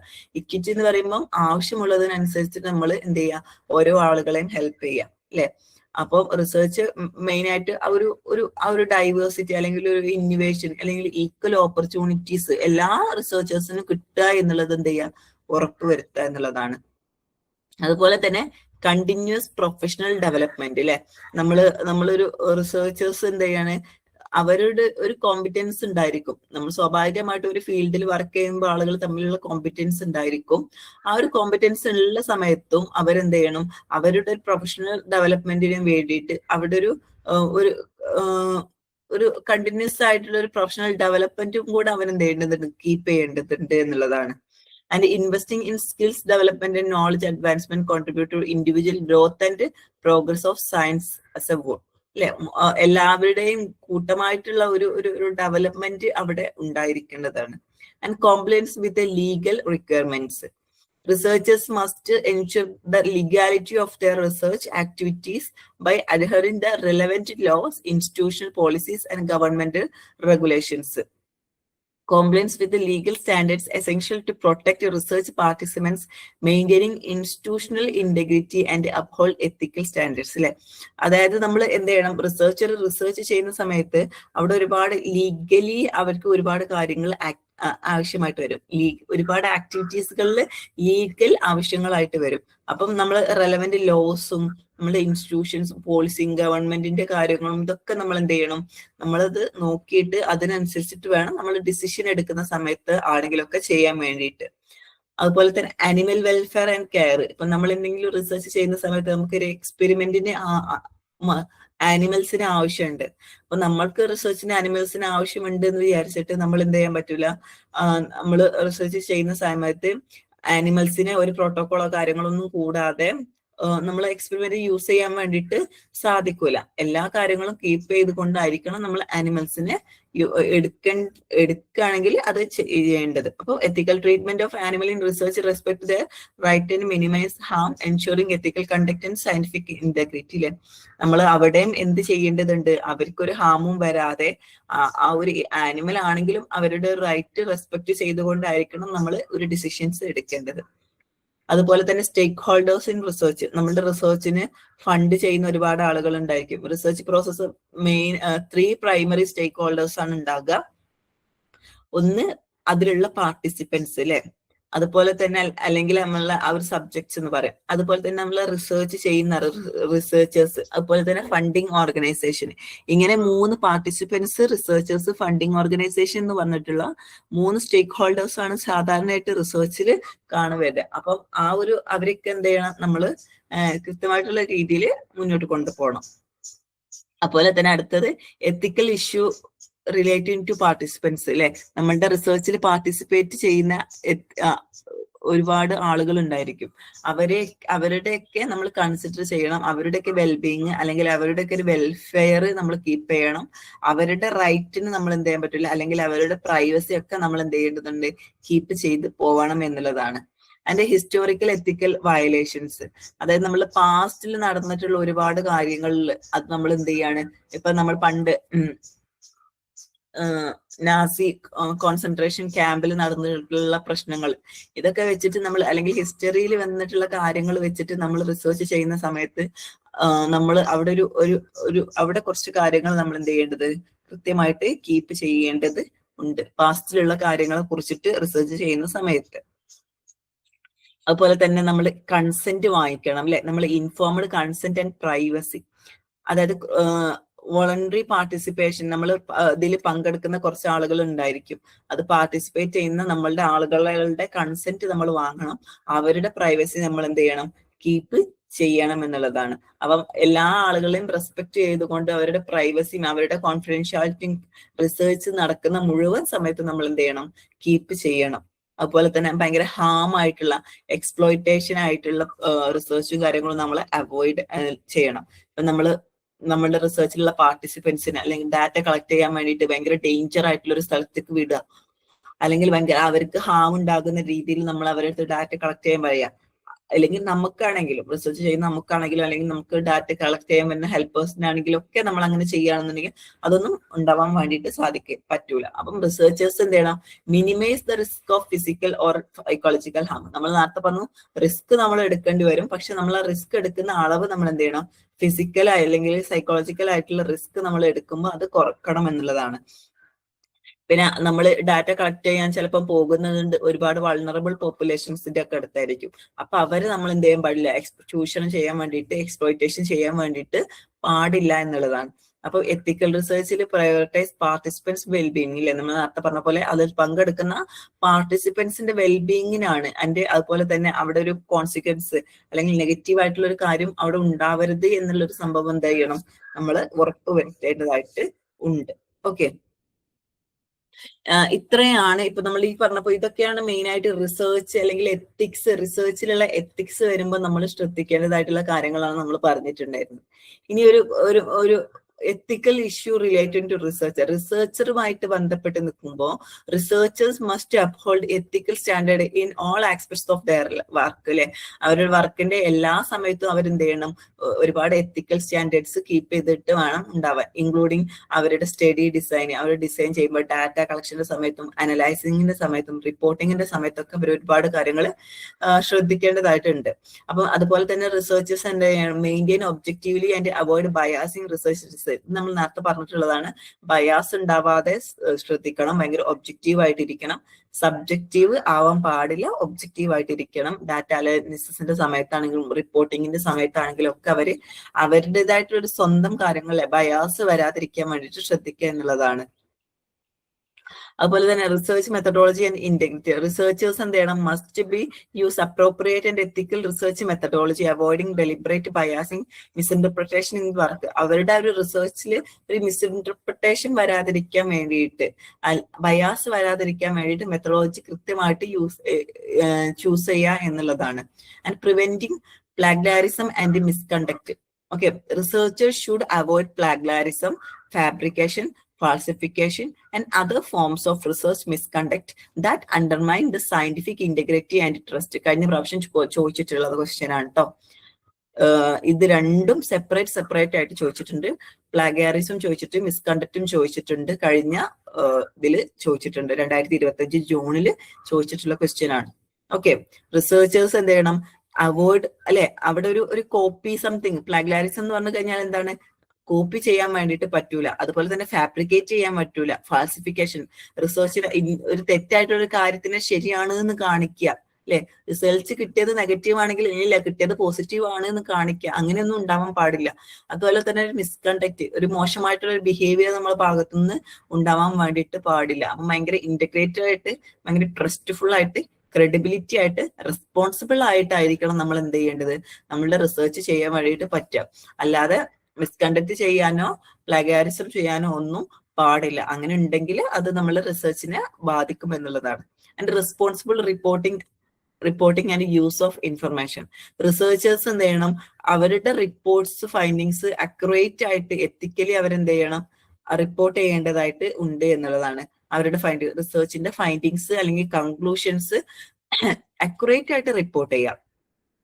Refining from misinterpretation or selective reporting to avoid personal interest. നമ്മളുടെ ഇപ്പൊ ഫൈൻഡിങ്സിൽ നമുക്കൊരു 8 പോയിന്റ് കിട്ടി, അതിലൊരു 5 പോയിന്റ് കുഴപ്പമില്ല, 3 പോയിന്റ് അത്ര നമുക്ക് ഇഷ്ടമായില്ല.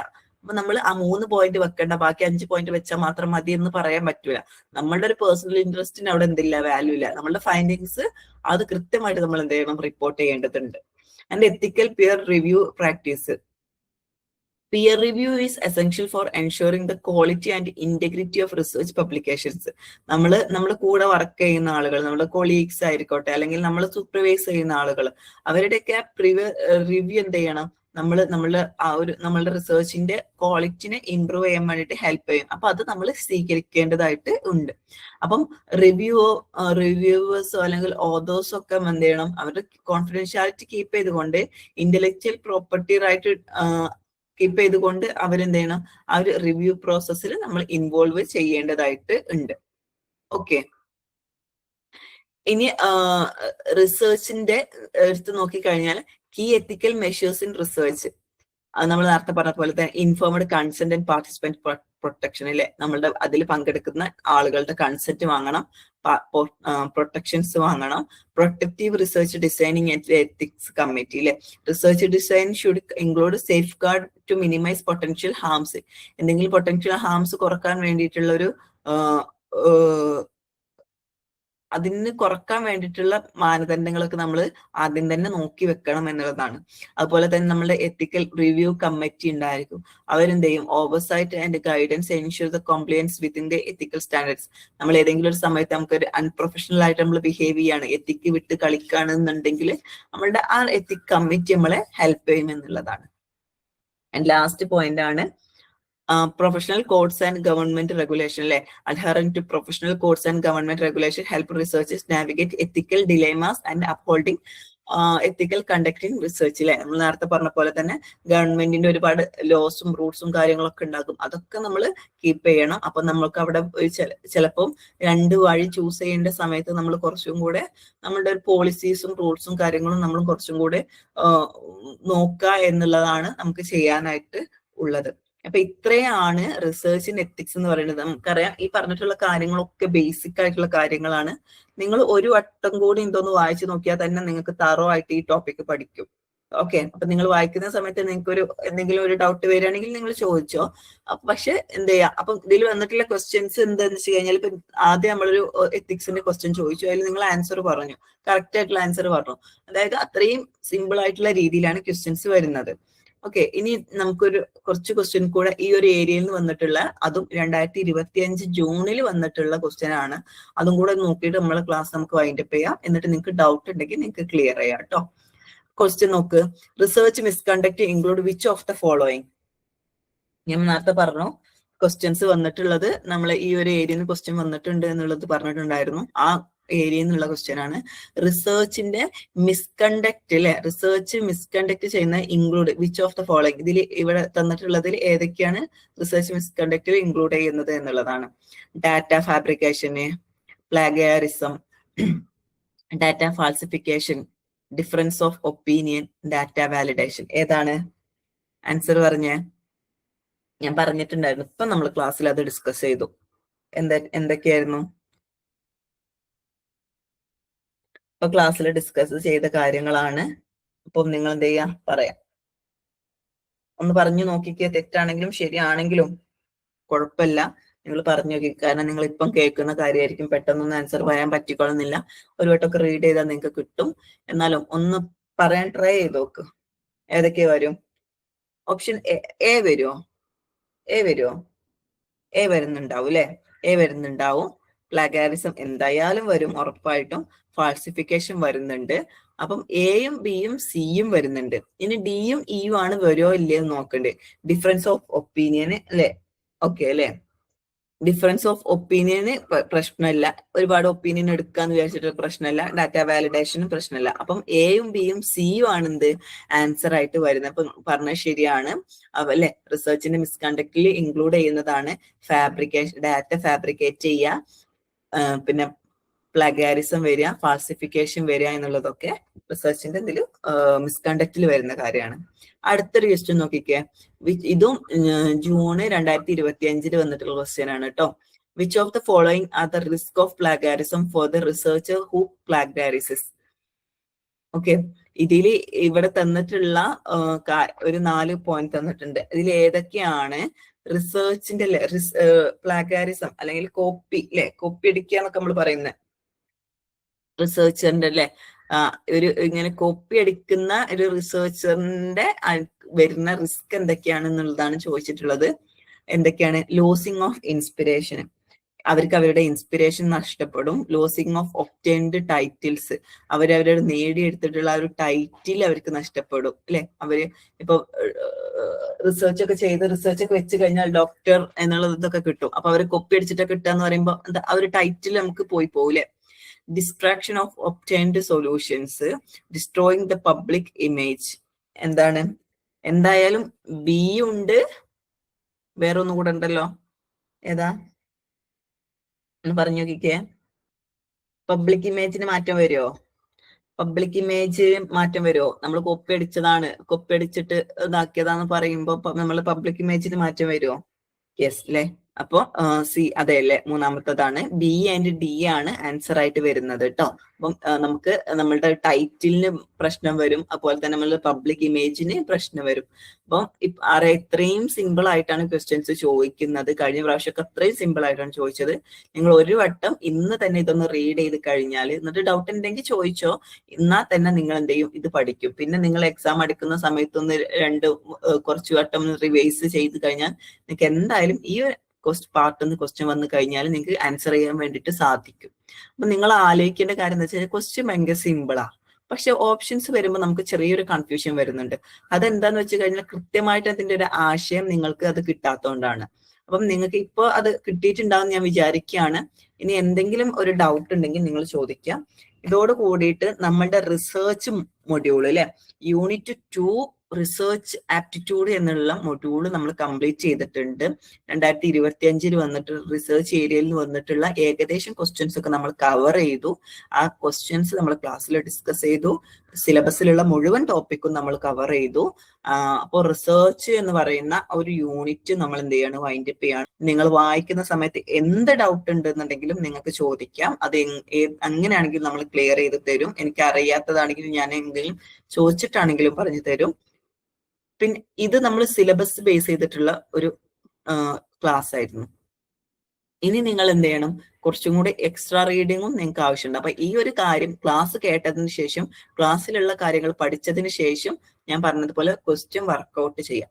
ക്വസ്റ്റ്യൻ വർക്ക്ഔട്ട് ചെയ്യുന്ന സമയത്ത് നിങ്ങൾക്ക് ചില ക്വസ്റ്റ്യൻസ് കിട്ടൂല, അല്ലെങ്കിൽ ചില ടോപ്പിക് കിട്ടൂല. അപ്പൊ ആ ഒരു ടോപ്പിക് നിങ്ങൾ എന്ത് ചെയ്യുക, ഒന്ന് റെഫർ ചെയ്തിട്ട്, അല്ലെങ്കിൽ എന്തെങ്കിലും എന്നോട് ചോദിക്കുമ്പോൾ നിങ്ങൾക്ക് കിട്ടും.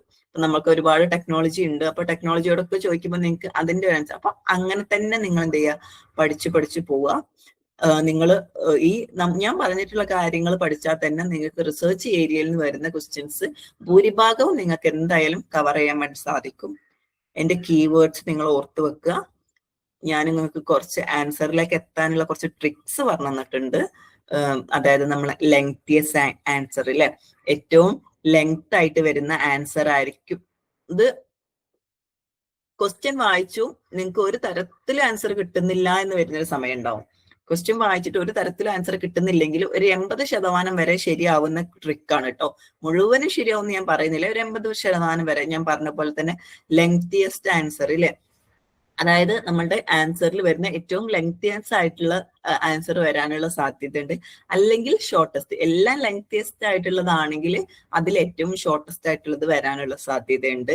അതുപോലെ തന്നെ കണക്റ്റിംഗ് ട്രിക്ക് ഞാൻ പറയാറുണ്ട്. ക്വസ്റ്റ്യനിലുള്ള വേർഡ്സ് ആൻസറിലുള്ള കീവേഡ്സുമായിട്ട് നിങ്ങൾ കണക്ട് ചെയ്യണം. അങ്ങനെ കണക്ട് ചെയ്തിട്ട് നിങ്ങൾക്ക് ആൻസറിലേക്ക് എത്താൻ വേണ്ടിയിട്ട് സാധിക്കും. അത് ഞാൻ പറയാറുണ്ട് അല്ലെ. അപ്പൊ ഇങ്ങനെയുള്ള ഇനി നിങ്ങൾ എന്ത് ചെയ്യുക, ക്വസ്റ്റ്യൻ ചെയ്യുന്ന സമയത്ത് നിങ്ങൾ തന്നെ ഒന്ന് നോക്കുക, പിന്നെ ഓരോരുത്തർക്കും ഓരോ രീതിയിലുള്ള പഠന രീതി ആയിരിക്കും. അപ്പം നിങ്ങൾ നിങ്ങളുടേതായിട്ടുള്ള രീതിയിൽ പഠിക്കുക. നമ്മൾ ജസ്റ്റ് നിങ്ങളെ ഗൈഡ് ചെയ്യാണ്. ബാക്കി നിങ്ങൾ എന്ത് ചെയ്യുക, വർക്ക്ഔട്ട് ചെയ്തിട്ട് റിസർച്ച് എന്നുള്ള ഏരിയയിൽ നിങ്ങൾ പഠിക്കുമ്പോൾ അല്ലെങ്കിൽ ഒരു ക്വസ്റ്റ്യൻ ചെയ്യുമ്പോൾ നിങ്ങൾക്ക് മനസ്സിലാവില്ല, ഈ ക്വസ്റ്റ്യൻ എങ്ങനെ വന്നു, ആൻസർ എങ്ങനെ വന്നു എന്നുള്ളത് മനസ്സിലാവുന്നില്ലെങ്കിൽ നിങ്ങൾക്കത് ചോദിക്കുക, നമ്മളത് ക്ലിയർ ചെയ്തിട്ട് തരും എന്നുള്ളത് പറയാണ്. ഇനി റിസർച്ച് ഏരിയയിൽ നിന്ന് എല്ലാ മൊഡ്യൂൾ ടോപ്പിക്കാണ് കേട്ടോ പറഞ്ഞത്. ഇതുവരെ നമ്മൾ 6 ക്ലാസ് എടുത്തു. ഈ 6 ക്ലാസ്സിലും നിങ്ങൾക്ക് എന്തെങ്കിലും ഡൗട്ട് ഉണ്ടോ? എന്തെങ്കിലും ഡൗട്ട് ഉണ്ടെങ്കിൽ ഇപ്പൊ ചോദിക്കാം. അതല്ല എന്നുണ്ടെങ്കിൽ നിങ്ങൾ പഠിക്കുന്ന സമയത്താണെങ്കിലും ചോദിക്കാം. അതല്ലെങ്കിൽ നമുക്ക് ക്ലാസ് വൈൻഡപ്പ് ചെയ്യാം. ഓക്കെ ആണോ? എന്തെങ്കിലും ഡൗട്ട് ഉണ്ടോ? ഓക്കെ, അപ്പോൾ നിങ്ങൾക്ക് ക്ലിയർ ആയിട്ടുണ്ടാവും എന്ന് വിശ്വസിക്കുകയാണ്. അപ്പൊ നമുക്ക് ഇന്ന് ക്ലാസ് വൈൻഡപ്പ് ചെയ്യാം. Okay, thank you.